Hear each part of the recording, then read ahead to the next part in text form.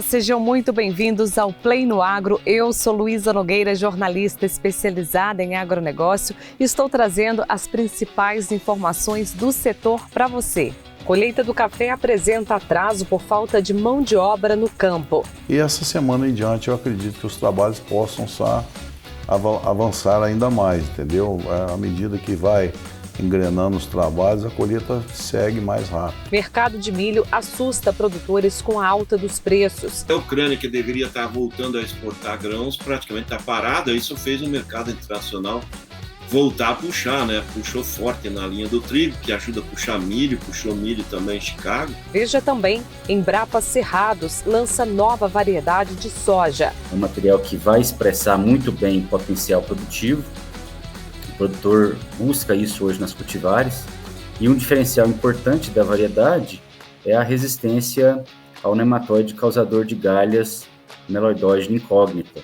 A frente fria dos últimos dias pode ter provocado a queda do arroba do boi gordo. O segundo trimestre do ano é aquele ponto em que o mercado atinge o seu auge de oferta. O volume de animais ofertados cresce de uma maneira bastante significativa por conta até da perda de qualidade da pastagem. E mais, Fundicitrus faz alerta sobre safra de laranja e possíveis doenças nos pomares. O greening tem aumentado e isso é muito preocupante, haja visto o que aconteceu com a Flórida. Na Flórida, enquanto a gente tem aqui uma taxa projetada em 20%, essa safra lá, a taxa de queda está em torno de 45,4%. A Fundicitrus divulgou essa semana a estimativa de safra da laranja e fez um alerta sobre o greening e novas doenças nos pomares de citros. Acompanhe. A safra da laranja 2022 foi projetada em 317 milhões de caixas, um número 20,5% maior que a safra anterior, mas ainda dentro da média das últimas 10 safras. Destaque para o número de quedas, que este ano se mostrou menor. Em 2021, o Brasil teve o segundo ano consecutivo de safra baixa e com um número de quedas superior ao que foi registrado este ano. As laranjas do ano passado elas não cresceram, elas ficaram muito miúdas, com 143 gramas somente, e a taxa de queda foi uma das mais altas, com quase 22%. Nesse ano, essa nova safra que iniciou, ela já vem melhor desde outubro do ano passado, quando teve o florescimento nos pomares, né? Então, as chuvas, elas voltaram em outubro e elas ficaram bem distribuídas entre os meses até agora. Isso, então, proporcionou melhor pegamento dos frutos. Então, nós temos 4,5% a mais de frutos nas árvores do que a safra passada, e esses frutos devem ficar maiores também. Eles já estão maiores, né, se compararmos com o mesmo período do ano passado, e eles devem ficar maiores até o final da colheita. Em torno de 158 gramas por fruto é o esperado para essa safra, enquanto na safra passada a gente teve 143 gramas. Então, são frutos maiores e uma menor taxa de queda também. Então, como a gente tem uma safra mais concentrada em primeira e segunda florada, a taxa de queda que foi atingida na safra passada, 22% aproximadamente, essa é projetada somente em 20%. Então, é menos queda, mais laranja e laranjas maiores também. E ainda em comparação com o ano passado, a safra deste ano tem uma concentração maior de frutos de primeira florada, o que deve levar ao mercado frutos maiores e com mais qualidade. Nós temos 28% de frutos de primeira florada e 58% de frutos da segunda florada nessa safra. Normalmente essas duas floradas são colhidas juntas e elas também são colhidas numa época em que não tem um excesso de chuvas, né? Que seria na época de janeiro, de dezembro. Então, elas são geralmente colhidas antes. E por isso a gente tem uma safra com tamanho melhor e frutos de melhor qualidade também. A questão climática no ano passado teve total influência na qualidade dos frutos entregados. Para este ano, o especialista de mercado espera uma situação melhor, com chuvas abaixo da média, mas sem escassez. É projetado ainda a continuidade do Laninha, né, até o final do ano. Então, nós vamos ter menos chuvas do que a média histórica. Só que se a gente tiver uma chuva a partir da primavera, né, em setembro, começarem a voltar as chuvas, né, e não tiver a seca tão drástica, né, quanto foi a do ano passado, a maior dos últimos pelo menos 90 anos, nós vamos conseguir, então, colher uma laranja com tamanho melhor, porque essa laranja já está melhor de tamanho do que estava no ano passado nesse mesmo período, né? Então, a gente precisa, né, para colher desse tamanho que está projetado, pelo menos que as chuvas elas se fiquem abaixo da média, mas não fica tão escassa igual o ano passado foi. E em relação ao greening, a principal doença que atinge a citricultura, a incidência de contaminação de plantas em algumas regiões assusta. Um exemplo é a região de Limeira, que chegou a 62% de plantas contaminadas, e em seguida vem a região de Brotas, com quase 51%. A doença, o greening, tem aumentado e isso é muito preocupante, haja visto o que aconteceu com a Flórida. Na Flórida, enquanto a gente tem aqui uma taxa projetada em 20%, essa safra lá, a taxa de queda está em torno de 45,4%. Então, ela é muito acima. Então, quase a metade dos frutos, né, eles caem antes de serem colhidos. E aí lá, enquanto a gente tem aqui 22%, de incidência, a Flórida já tem mais de 90%. Então, imagina se essa incidência acontecer aqui nos pomares de São Paulo, né? E Triângulo, Sudoeste Mineiro. Seria uma perda muito grande da produção. E é o que os citricultores não querem, por isso eles precisam manejar os pomares. E além da atuação do greening, a chegada de novas doenças nos pomares assustou os produtores, como o bicho-forão e a mosca da fruta. São doenças que causam a queda dos frutos. Este ano, o alerta da Fundecitrus é para pinta preta, doença que já atinge alguns pomares. Fizemos recentemente a colheita das árvores para estimar o número de frutos por árvore e a gente recebeu muitas amostras com pinta preta. Então, pinta preta, nesse momento, é uma doença que é importante por conta das condições climáticas, né? Então, tem que ficar de olho para que essa doença não aumente e provoque prejuízos nos pomares. E agora eu quero trazer a Amanda Souza com as informações da previsão do tempo.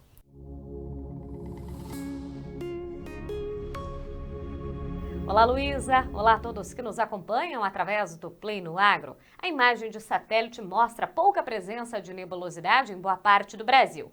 No entanto, novas instabilidades já vão se formar ao longo desta semana. No decorrer desses próximos dias, até o dia 16 de junho, há possibilidade para pancadas de chuva em áreas do centro ou sul do Brasil, mas não são esperados grandes acumulados. As pancadas de chuva podem se espalhar desde o Paraná, São Paulo, áreas também do Rio de Janeiro, Espírito Santo, Minas Gerais e grande parte do centro-oeste. Pancadas rápidas intercaladas com períodos de melhoria, acumulados que devem chegar à casa dos 35 milímetros. Enquanto isso, um tempo mais seco já volta a predominar, principalmente em áreas do Rio Grande do Sul, com avanço de uma massa de ar seco e de ar frio também. Aliás, essa chuva que vai retornar ao estado do Paraná só deve acontecer a partir de meados dessa próxima semana. Até lá, é esse ar seco e frio que vai atuar na região sul do Brasil, não se descartando inclusive a ocorrência de novas geadas. A expectativa é que temperaturas até negativas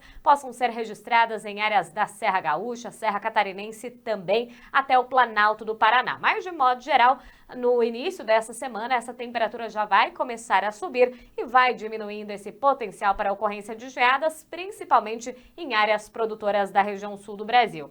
Agora, em áreas da metade norte brasileira, pouca chuva em áreas do Nordeste, especialmente em áreas do interior, considerando o Mato Piba, e na região norte, os maiores acumulados seguem concentrados, principalmente na metade norte do Amazonas, com volumes que podem chegar até mesmo aos 100 milímetros. No segundo período, entre 16 e 24 de junho, a chuva retorna principalmente no sul do Brasil e com acumulados significativos. Volumes que podem chegar à casa de 50 até mesmo 70 milímetros, não se descartando o risco de temporais na região sul do Brasil, que podem até paralisar de forma momentânea as atividades de campo. No sudeste e no centro-oeste também o tempo continua instável, mas sem grandes acumulados previstos no decorrer desses próximos dias. Agora, com relação às temperaturas, faz esse frio principalmente nesse início de semana, principalmente na região sul do Brasil. No sudeste e no centro-oeste, a temperatura até cai.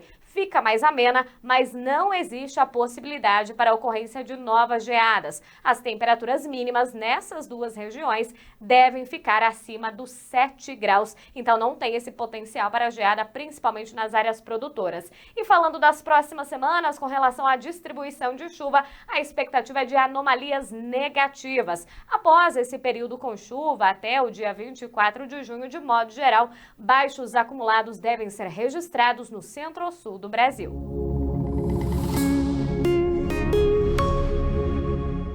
O Play no Agro está de volta, a colheita do café arábica já começou e falta mão de obra, o que está preocupando os produtores rurais, e a colheita do café Conilon continua atrasada. Esse atraso é um pouco normal devido à falta de mão de obra, pelas informações que nós temos. Até o momento, uns 10% da área colhida.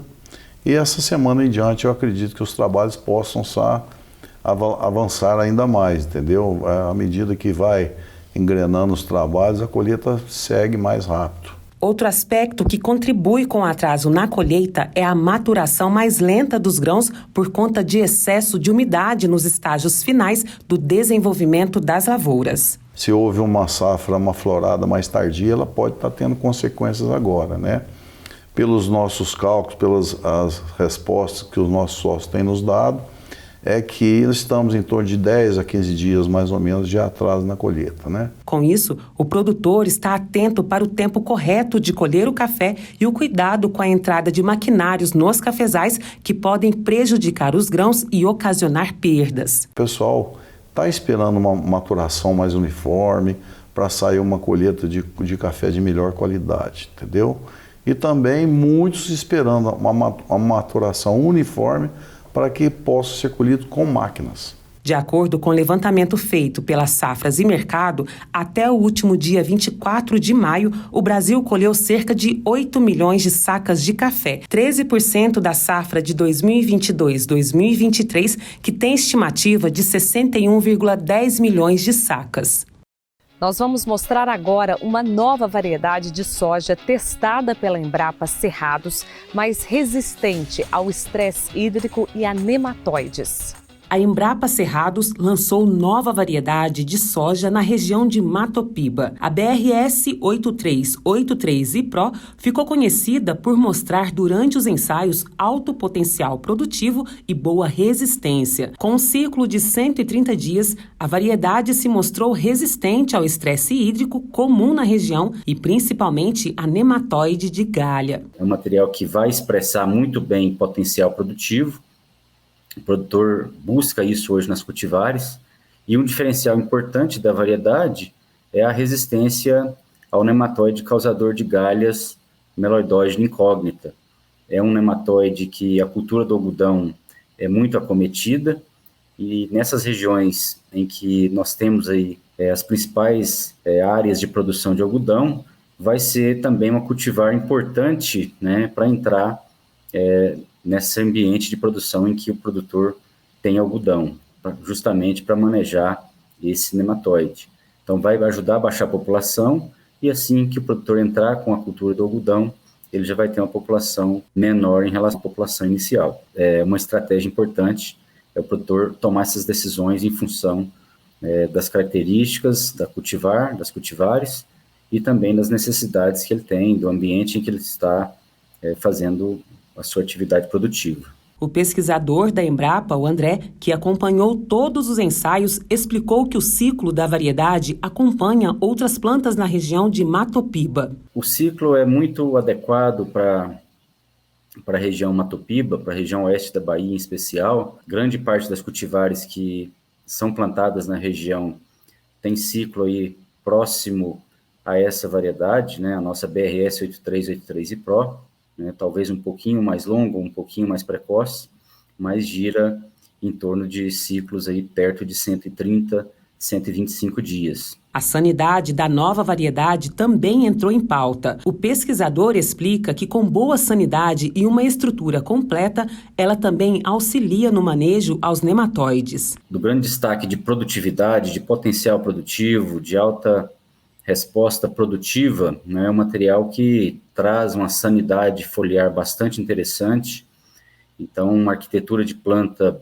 muito boa, uma planta que vai se desenvolver muito bem, vai atender as necessidades do produtor. Então, é uma cultivar bastante interessante do ponto de vista de arquitetura de planta, né, de posicionamento dentro da fazenda, vai auxiliar nesse manejo dos nematóides também e vai entregar importantes resultados. E se tratando, inclusive, sobre os nematóides causadores de galha, eles são nativos da região de Matopiba. E a busca pela nova variedade vai justamente de encontro a essa necessidade do produtor que precisa de uma cultivar que os auxilie nessa luta. Isso levando em consideração que a escolha da variedade é importante na estratégia de tratamento. Tivemos aí nos últimos anos aumento dessas populações de nematóides. Então, ela é uma planta que traz consigo resistência à galha por incógnita, então vai nos auxiliar nesse manejo desse nematóide nas áreas em que eles estão presentes. Outros nematóides também estão presentes na região, e aí o produtor vai ter que sempre ter alguma estratégia para manejar esses vermes que estão presentes no solo e acometem as raízes das plantas. É fundamental que o produtor olhe quais os leques, né, quais as opções de cultivares ele tem para a região e tomar a decisão sobre a melhor variedade para aquele ambiente de produção. Então, função de altitude, função de fertilidade, função de época de semeadura. Então, tudo isso vai interferir na decisão do produtor junto com a sua equipe que estão auxiliando o produtor também nessas tomadas de decisões.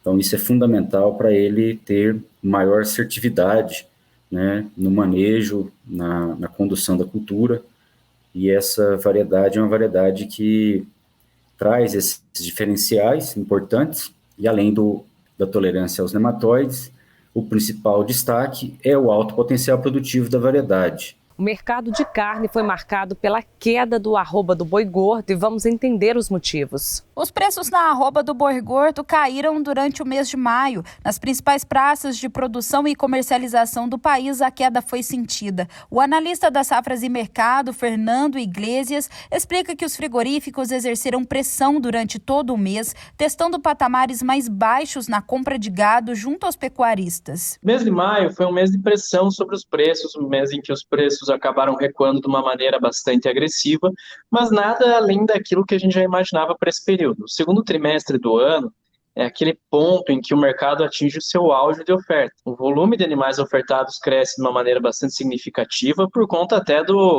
da perda de qualidade da pastagem. O analista ainda destaca que a frente fria que chegou em diversas regiões produtoras também está entre os fatores que interferiram nesse preço, assim como os embargos temporários da China também refletiram nesse mercado. Segundo o Fernando, os embargos geraram turbulência e acabaram por moldar o comportamento dos frigoríficos na compra do gado. Os frigoríficos conseguiram compor as escalas de uma maneira bastante satisfatória, conseguiram exercer pressão sobre o mercado de uma maneira muito consistente, muito agressiva. Tem que colocar também que tivemos ruídos causados pelos embargos temporários impostos pela China.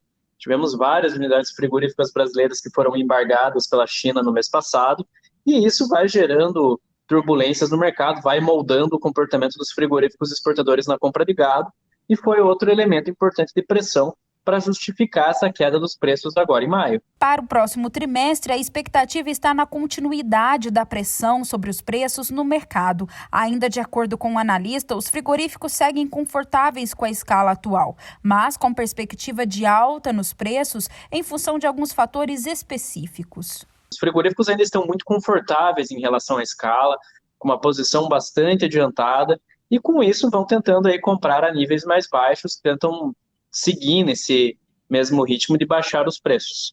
Mas isso é momentâneo. Tem alguns fatores que levam a crer aí que nessa próxima virada de mês, entre junho e julho, já há mais elementos que vão justificar a alta dos preços. Temos que considerar nesse escopo o final do lockdown na China, por exemplo, a China retomando as atividades de uma maneira mais regular, mais normal, o Porto de Xangai está operando próximo da sua normalidade, não está num ritmo lento como acontecia durante o lockdown. Isso é importante. Talvez flexibilize essa política zero que a China tem em relação à Covid-19, em embalagens, etc. Com a China retomando a sua normalidade, a tendência realmente é que haja mais elementos de alta dentro do mercado boi. vai ter essa perspectiva de alta de preços em função desses fatores. E lógico, conforme nos aproximamos da eleição, a tendência é que o real opere um pouquinho mais desvalorizado. Com isso, as commodities brasileiras se tornam mais competitivas internacionalmente, incluindo a carne bovina. Nesse sentido, os frigoríficos que operam aqui na exportação vão ter mais condições para pagar mais por essa arroba do boi gordo, vão ter condições de subir esse preço do boi e pagar um pouquinho mais caro por ele. Vamos trazer agora as notícias que foram destaques no portal Play no Agro durante a semana. O preço do milho no Brasil tem deixado produtores rurais em alerta. De acordo com o especialista de mercado, Vladimir Brandalize, a guerra da Rússia contra a Ucrânia é um dos principais motivos. A Ucrânia era esperada que começaria a liberar, embarcar milho na exportação, tanto milho como trigo, que a Ucrânia é importante. E agora voltou ativa a guerra lá, então Putin voltou a bombardear ali a região de Kiev e alguns outros locais, até portos ali do leste da Ucrânia, onde que poderia ser embarcado milho e trigo, e foram bombardeados aí nos últimos dias. Então isso acabou tirando os navios que poderiam ir para o Mar Negro para carregar cereais ali ucranianos. As empresas, os armadores, donos dos navios, não querem colocar navio ali no Mar Negro por temer ali a segurança. Então, a oferta de navios ela caiu muito, o frete daquela região ficou muito caro, inviabiliza os negócios, e aí a Ucrânia, que deveria estar voltando a exportar grãos, praticamente está parada. Isso fez o mercado internacional voltar a puxar, né? Puxou forte na linha do trigo, que ajuda a puxar milho, puxou milho também em Chicago. Além da alta dos preços, as negociações do grão também seguem atrasadas e registram apenas 30% da safra negociada contra 50% do ano passado. Esse ano nós temos aí uma safra que foi muito afetada pela seca, pelo frio também, no caso do Paraná, e seca nos demais estados. Mas como nós estamos com uma área recorde histórica, aí perto de 17 milhões e meio de hectares, nós tínhamos um potencial inicial de colher mais de 100 milhões de toneladas. Isso foi afetado pelo clima, então hoje se aponta aí na faixa de 80 milhões de toneladas, um pouco acima. O mercado do milho é global, com produção de 1 bilhão e 200 milhões de toneladas e envolve as principais praças como Estados Unidos e China. Diferente dos problemas enfrentados em 2021, este ano, embora esses atrasos, o mercado estará atrativo para os compradores. No ano passado, nós tínhamos uma safra de 60 milhões, consumimos 40 no segundo semestre, e aí nós precisamos importar milho, né? Então acabou dando mais fôlego para as cotações, porque nós já tínhamos, antes de colher a safra, 50% negociado. E quando veio a colheita, estava sobrando 30 milhões de toneladas para serem negociadas, e a demanda do segundo semestre é 40 milhões. Então, tivemos que importar milho, tivemos que usar estoques, tivemos que usar outros produtos alternativos, como o sorgo, né? Esse ano também o sorgo cresceu bem, a área plantada. Alguns usaram até arroz aí para ração, no caso da substituição. Há alguns casos do sul usou trigo. Esse ano não, esse ano nós estamos aí com uma safrinha mesmo com problemas, uma safrinha grande, vai atender a demanda, tem muito para negociar, então nós estamos numa situação um pouco mais confortável para a indústria de ovo, frango, leite, suínos, todo esse segmento de ração que precisa de milho. Com o desabastecimento do produto vindo da Ucrânia, a China, como maior importador de milho, passou a fazer acordo em territórios brasileiros. Normalmente não importavam milho brasileiro, sempre davam preferência de milho americano através de acordos com os Estados Unidos, e milho ucraniano, em função de que sempre foram os chineses que financiaram a safra ucraniana. Então era desses dois locais que eles compravam milho.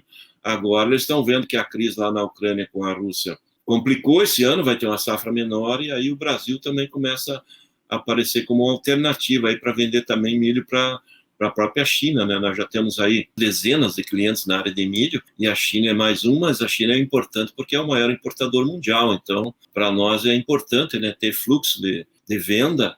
Brandalize ressalta que o segundo semestre será favorável para o setor. O segundo semestre vai ser um pouco mais confortável aí para o segmento de ração. No caso do milho, vai dar uma tranquilidade no abastecimento, né? Esse ano nós temos uma safra que vai atender consumo interno e exportação, né? Os dois lados. Isso é benéfico, para o consumidor brasileiro, né, que não vai sentir tanta pressão de alta no frango, no ovo, leite, esses produtos que dependem do milho. E também o produtor vai poder buscar exportação aí para aproveitar essas cotações interessantes que tem no mercado mundial. Então, é um ano bom para o setor do milho. Poderia ser melhor se não tivesse tido a seca nas lavouras, poderia ter colhido teria uma safra maior, mas mesmo assim será um ano bom aí para o segmento e bom para o mercado brasileiro, né? O Play no Agro fica por aqui. Todas as reportagens desta edição você encontra também nas minhas redes sociais, no @LuizaNogueiraTV e também no portal do Play no Agro, playnoagro.com.br. Até a semana que vem. Tchau, tchau.